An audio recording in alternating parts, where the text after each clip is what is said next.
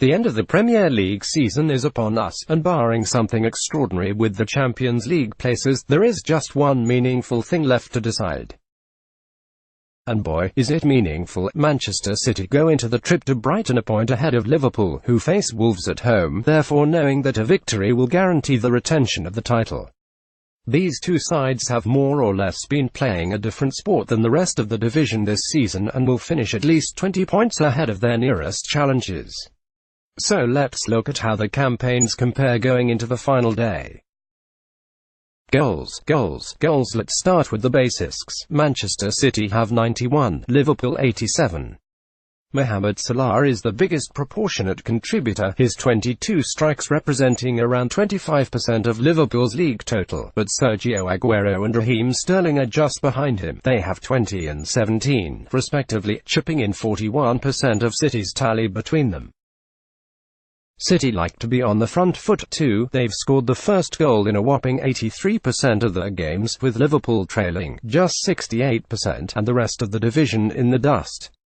However, Liverpool is your team if you want late drama. 24 of the goals have come after the 75th minute of games, the most in the division by a distance.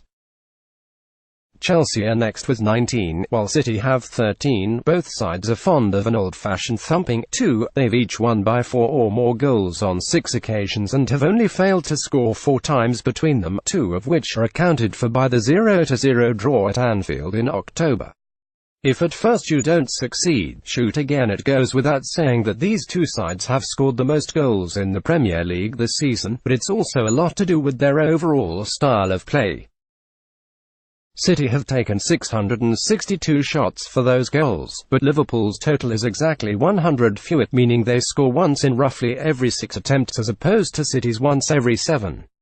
Analytic phobes look away now, but City are more or less matching their expected goals (XG) projection, which is 91.5, while Liverpool are outperforming it. Their XG is 77.8. Sting at the back. Both teams have conceded an impressively miserly 22 goals. If both teams keep it tight on Sunday, it'll put them level for third in the Premier League's all-time best defences, alongside Manchester United in 2007-08 and Chelsea in 2005-06, and behind the 17 that Arsenal conceded in 1999 when they finished second, and Jose Mourinho's first season at Chelsea in 2005, which saw them let in a remarkable 15. Play 1 Port 4-6. Liverpool and Man City get set for dramatic finale with both Liverpool and Manchester City able to be crowned champions. Shaka Hislop gives his predictions on what could be a thrilling Sunday in England.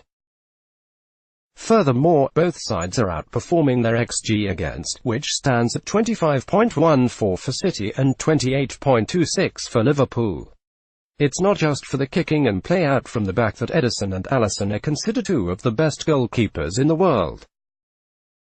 Of course, money talks. It's a slight curiosity that both teams spent north of £50 million on players last summer who have been relatively peripheral, with Naby Keita and Riyad Mahrez combining for just 29 league starts between them. The two teams most frequently used first size cost plenty, but it's no surprise that City's cost more.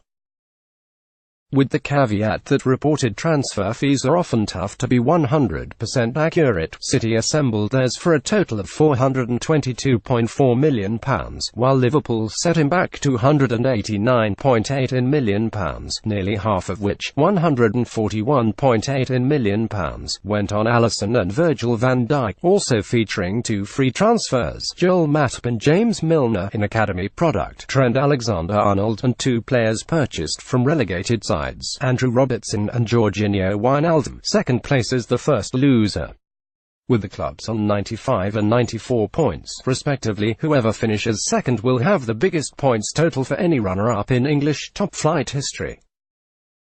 The Manchester United side that got 89 points but lost the title on goal difference to City in 2011-12 currently holds the Premier League record, just ahead of the 86 Liverpool and Tottenham got when finishing second in 2009 and 2017.